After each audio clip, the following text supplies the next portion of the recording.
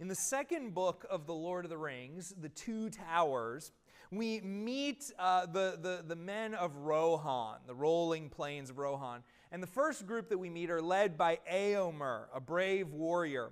But it is soon clear that not all is well in the land of Rohan. Éomer laments the lessening of their kingdom in a time of fear and suspicion. They have so far maintained their freedom, but the fear of the moment has begun to change who they were and who they knew they were meant to be. Éomer says, "We do not serve the power of the Black Land far away, but neither are we yet at open war with him. And if you are fleeing from him, then you had best leave this land.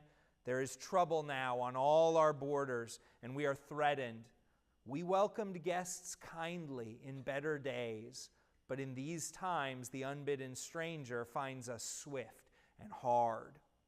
Rohan is besieged by fear, and within that fear they are forgetting who they were meant to be. This morning we're looking at the story of David and Goliath. In it, Israel is at war with the Philistines. King Saul, the king of Israel, has led them into battle against the enemy, but they are paralyzed with fear and are forgetting who God has called them to be. A giant named Goliath has challenged the Israelites to a one-on-one fight to decide the battle, and fear has gripped the hearts of the Israelites. David, the future king, and as Miss Melissa talked about, current shepherd, shows up with food for his older brothers from their father and discovers the situation. And David says, "I will do it. I will fight him." We'll join the story there this morning. We're going to start reading at 1 Samuel 17, verse 31, as we discover our options for dealing with fear in life. When the words that David spoke were heard, they repeated them before Saul. And he sent for them, and David said to Saul, "Let no man's heart fall because of him. Your servant will go and fight with this Philistine." And Saul said to David, "You are not able to go against this Philistine to fight with him, for you are but a youth, and he has been a man of war from his youth." But David said to Saul, "Your servant used to keep sheep for his father, and when there came a lion or a bear and took a lamb from the flock, I went after him and struck him and delivered it out of his mouth. And if he arose against me, I caught him by his beard and struck him and killed him. Your servant has struck down both lions and bears, and this uncircumcised Philistine shall be like one of them, for he has defied the armies of the living God." And David said, "The Lord who delivered me from the paw of the lion and the paw of the bear will deliver me from the hand of this Philistine." And Saul said to David, "Go, and the Lord be with you." Then Saul clothed David with his armor. He put a helmet of bronze on his head and clothed him with a coat of mail. And David strapped his sword over his armor. And he tried in vain to go, for he had not tested them. And then David said to Saul, "I cannot go with these, for I have not tested them." So David put them off. And then he took his staff in his hand and chose 5 smooth stones from the brook and put them in his shepherd's pouch. His sling was in his hand, and he approached the Philistine. And the Philistine moved forward and came near to David with his shield bearer in front of him. And when the Philistine looked and saw David, he disdained him, for he was but a youth, ruddy and handsome in appearance. And the Philistine said to David, "Am I a dog that you come to me with sticks?" And the Philistine cursed David by his gods. The Philistine said to David, "Come to me, and I will give your flesh to the birds of the air and to the beasts of the field." And then David said to the Philistine, "You come to me with a sword and with a spear and with a javelin, but I come to you in the name of the Lord of hosts, the God of the armies of Israel, whom you have defied. This day the Lord will deliver you into my hand, and I will strike you down and cut off your head. And I will give the dead bodies of the host of the Philistines this day to the birds of the air and to the wild beasts of the earth, that all the earth may know that there is a God in Israel, and that all this assembly may know that the Lord saves not with sword and spear, for the battle is the Lord's, and he will give it you into our hand."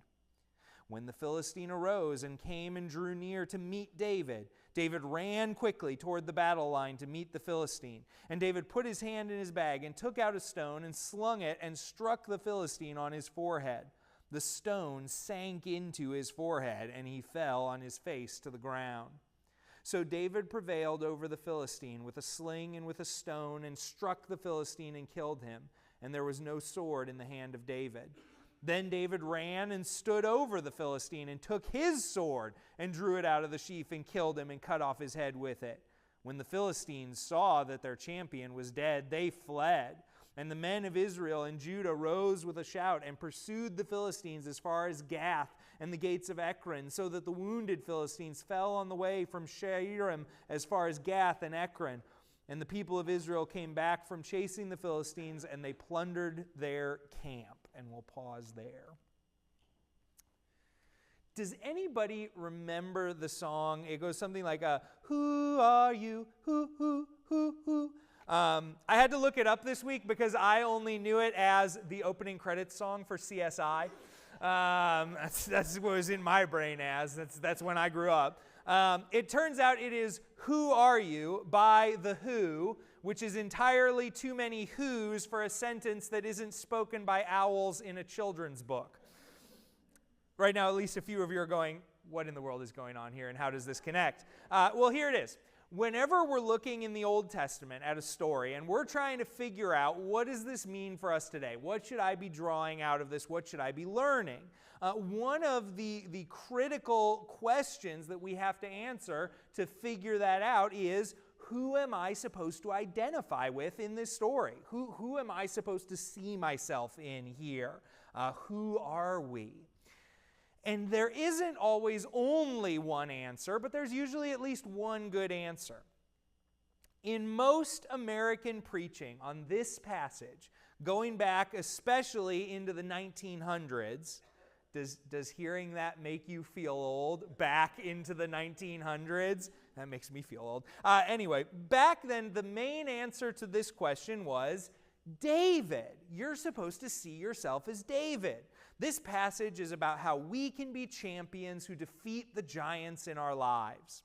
One of the great popularizers of this idea was Norman Vincent Peale. He included this exact story and his interpretation of it in his best-selling book, The Power of Positive Thinking. The problem is that, like on a whole host of other things, Norman was totally and completely wrong. He was 100% off base. See, the narrative of the story and the structure of the Bible overall encourages us to see ourselves through a different lens, a different character or set of characters here in the story. We're supposed to identify with the frightened Israelites. Because like them, for us, life is both beautiful and terrible. The Israelites, in just the last few years before this passage, had won great battles and been tormented by foreign oppressors. They had seen the thrill of victory and the agony of defeat. They were haunted by their own inability to live up to who they wanted to be. They were sometimes, like David's brother here earlier in the story, jealous when others were able to live up to who they wanted to be, when others got the things that they wanted in life, resentful of seeing others find fulfillment instead of them. The Israelites saw a vast power and threatening hostility of the world around them. And they felt overwhelmed and worried and like they were just too small, that they were unable to control the outcome. And it produced fear and worry and anxiety. In Israel's fears, we should see our fears in life. Because here's the thing. Being afraid in life makes sense. Like, I just need us to hear that this morning before we move on. Fear makes sense. Fear is a universal experience for us as human beings in some way, shape, or form. There is a German proverb that says, fear makes the wolf bigger than he is. And I love that one for its idea of kind of what fear does. But notice, there has to be a wolf. The wolf is real. There is so much in life to be fearful about, to be worried about, because there's so much in life that we can't control. I cannot control whether the car next to me swerves at just the wrong moment. I can't control, or I couldn't control, whether or not the girl I was falling for in college felt the same way that I did. We can't control whether our boss at work randomly decides they don't like us today, or if some political or economic circumstance leads to not having a job anymore. We can't control whether our kids will continue walking with the Lord. There are so many things in life we can't control. The wolf is real. And the question becomes, what do we do about it? How do we handle that? In this broken world, we all have fear. We're all afraid of one thing or another, so what do we do with it?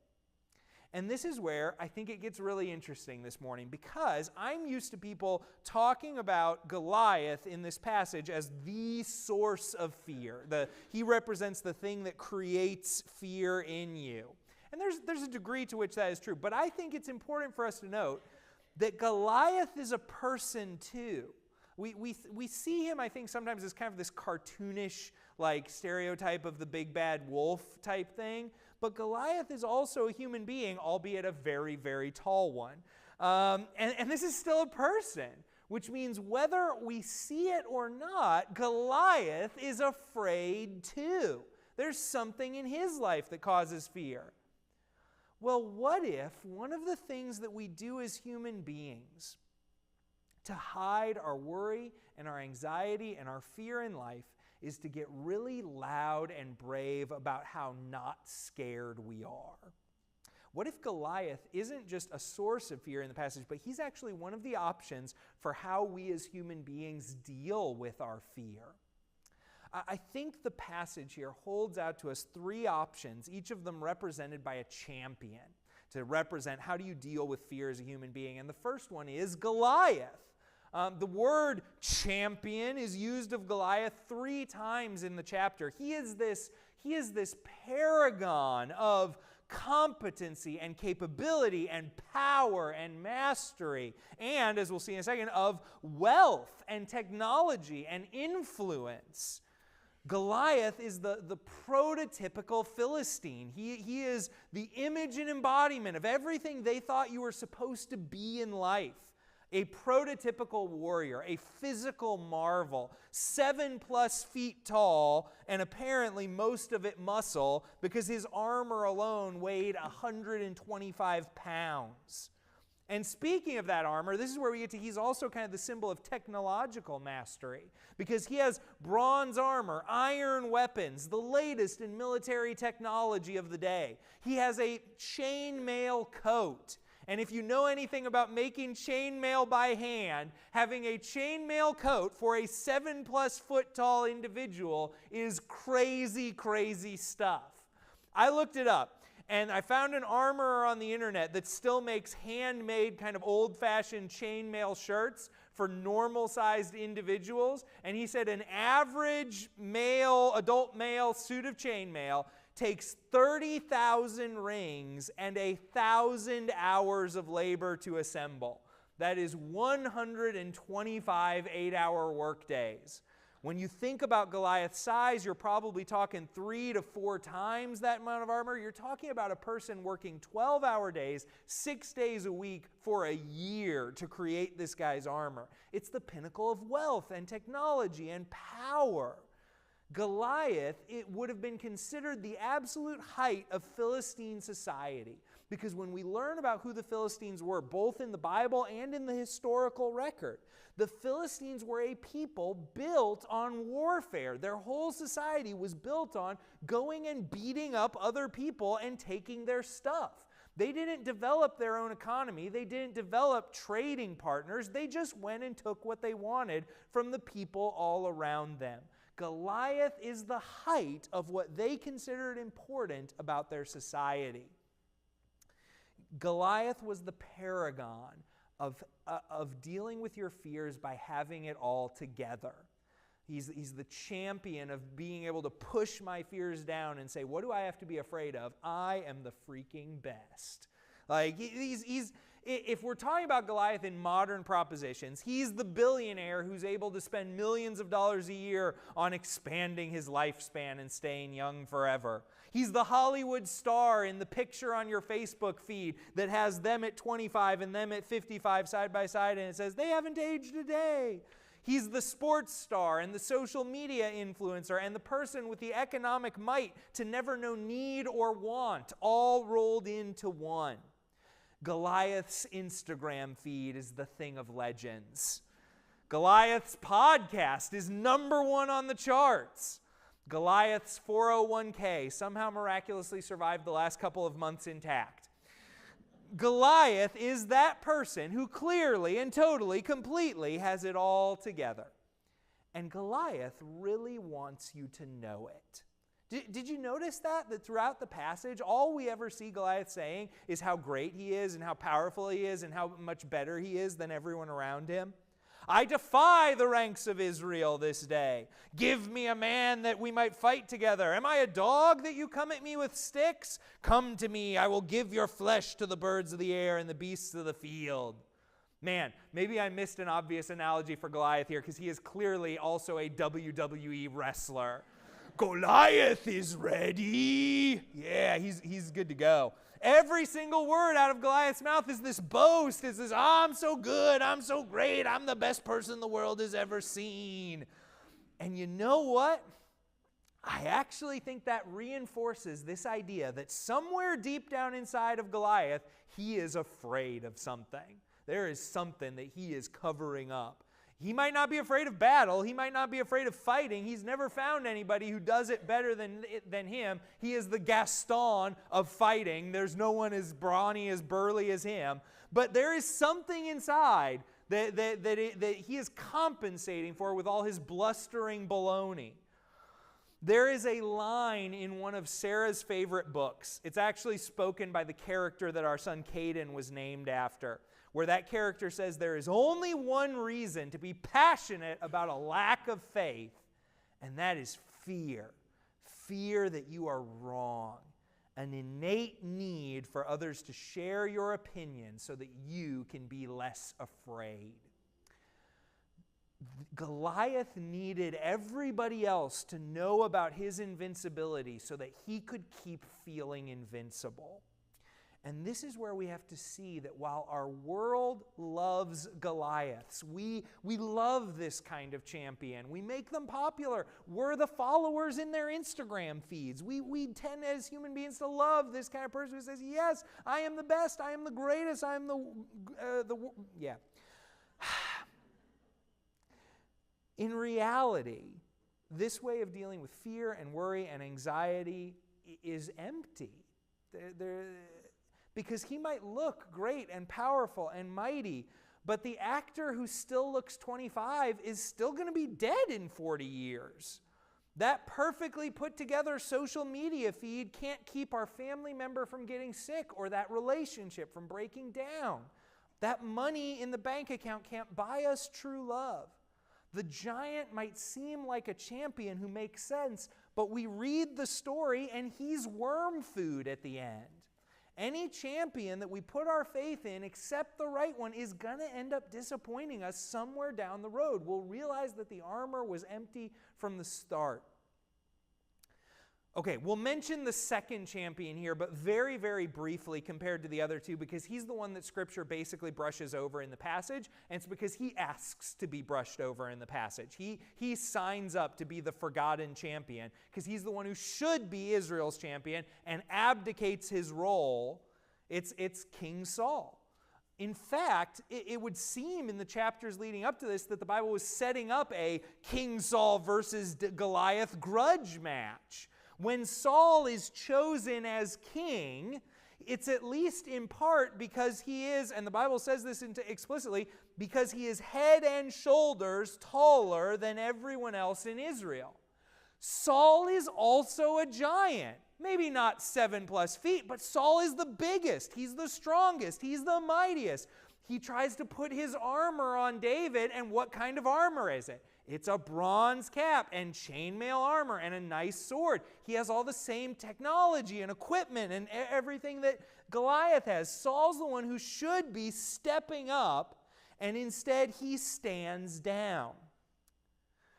When we as human beings are confronted, attacked, assailed by our fears in life, we can make like Goliath. We can go full stiff upper lip, stand up against it, shout my defiance into the storm, rage against the dying of the light. But we can also go the way of Saul. We can just shut up and give up and hide.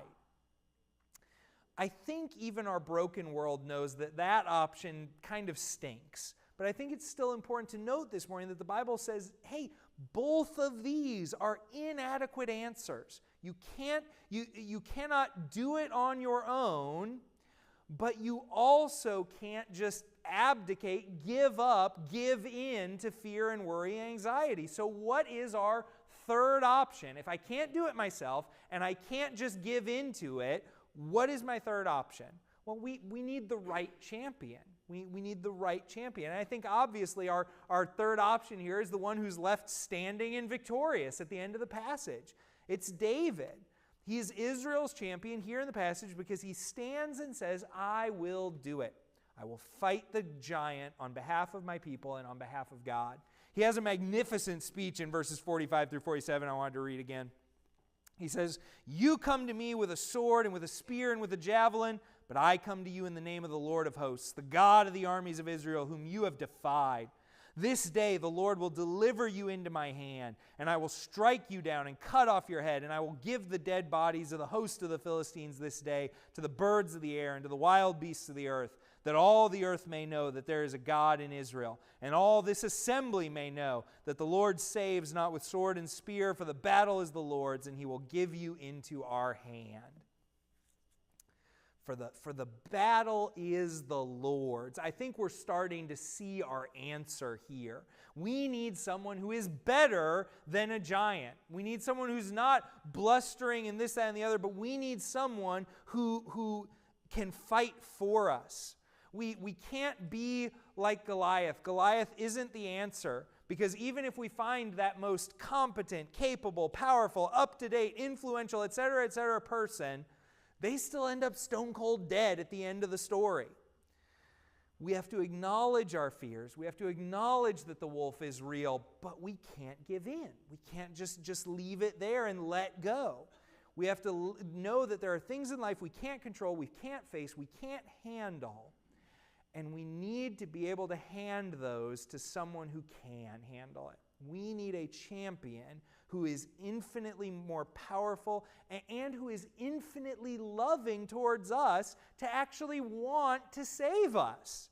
The way the Israelites are described in this passage, I'm not sure I'd be signing up to go and risk my life on their behalf. And we're way worse than they are a lot of the time. We need somebody who cares about us enough, who loves us enough to want to be our champion. We need a perfect and permanent champion who's even better than David. When we look at Goliath and Saul in the passage, they're both champions in that they are individuals of great might, power, influence, etc. But here's the interesting thing. The word that they use in Hebrew there for champion is Gibor.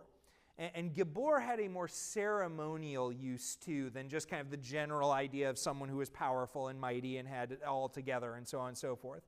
And when it was used in that very specific case in the Old Testament, it meant someone who stood in between two things. Someone who stood in between danger, threat,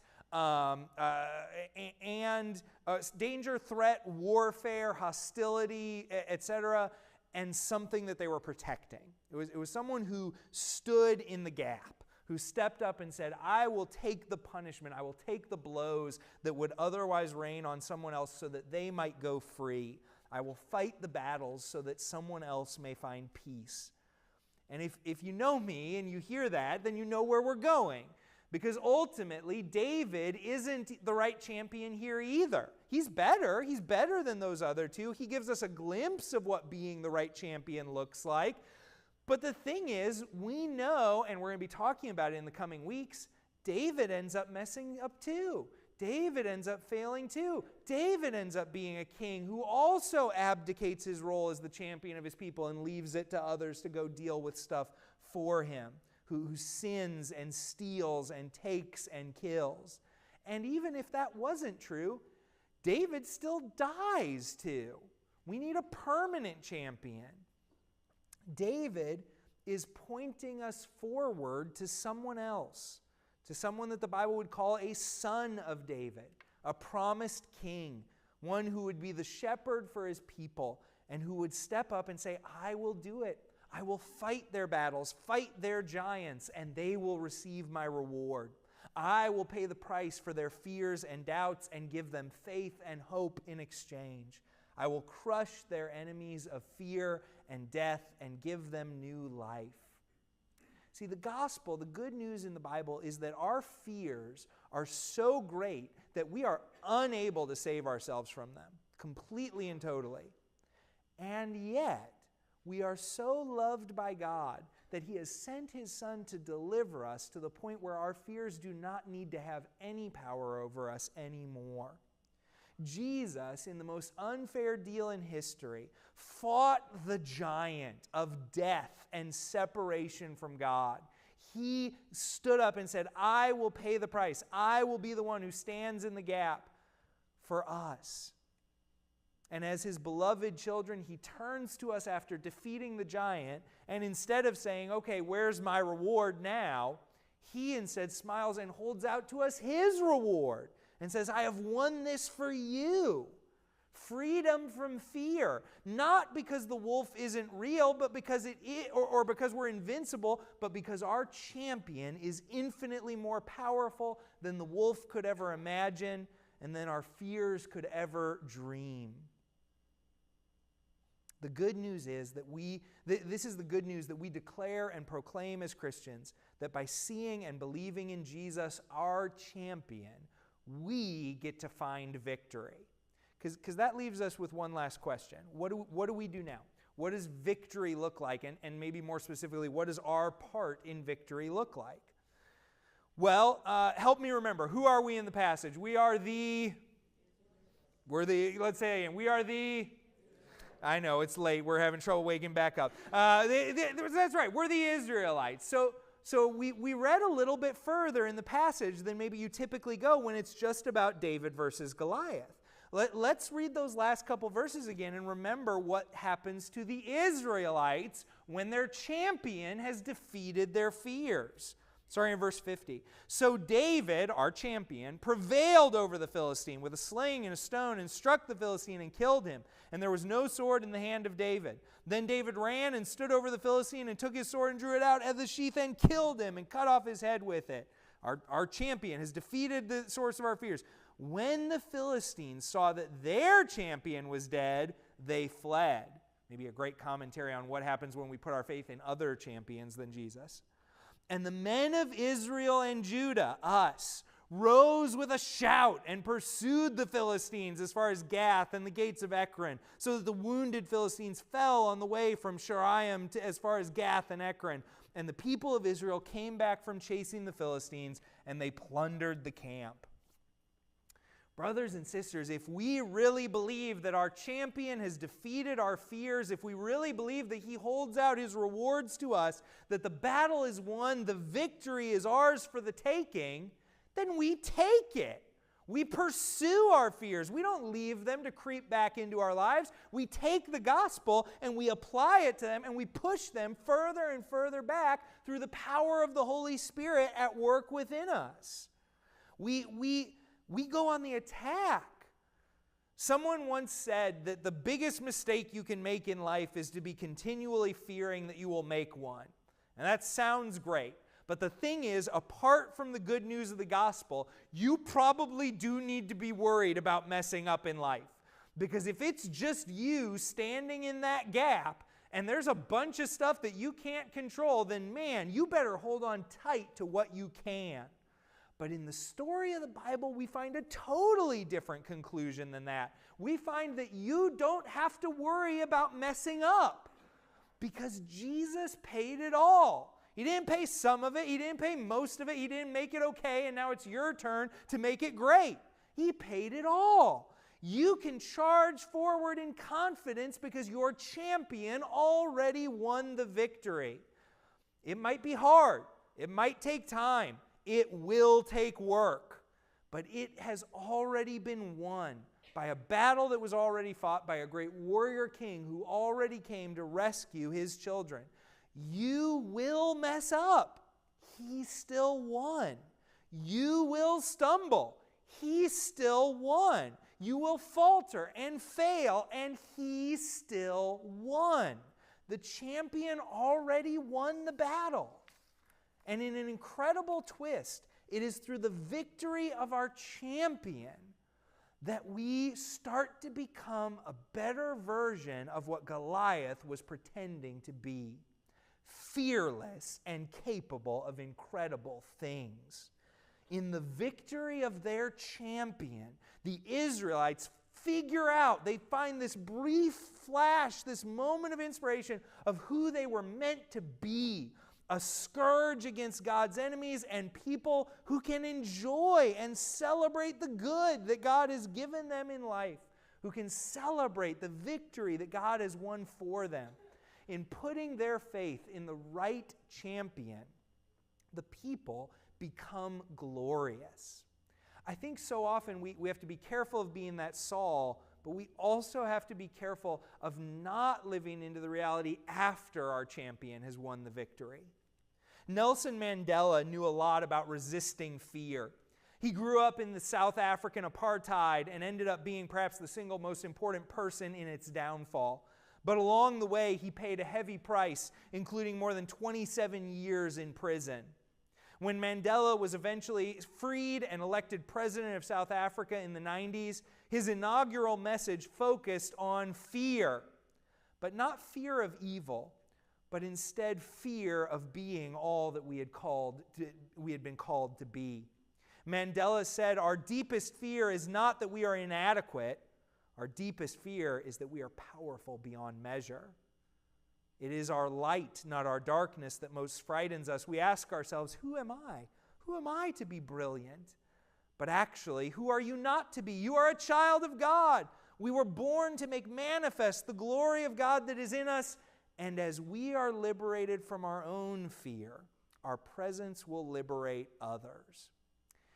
In an amazing turn of God's mercy, when we put our faith in the right champion in the battle against fear, when we put our faith in Jesus, we find that we begin to be liberated from our fear. And then we actually start seeing ourselves become that person that we always wanted to pretend that we were at the start. When we find that He has won the battle for us and we live more and more into that reality, we preach that gospel more and more to ourselves every day. We become people who can be ambassadors, evidences of the freedom from fear that is possible in Jesus. People who make those around us hungry for an answer to the question of where the hope in us comes from.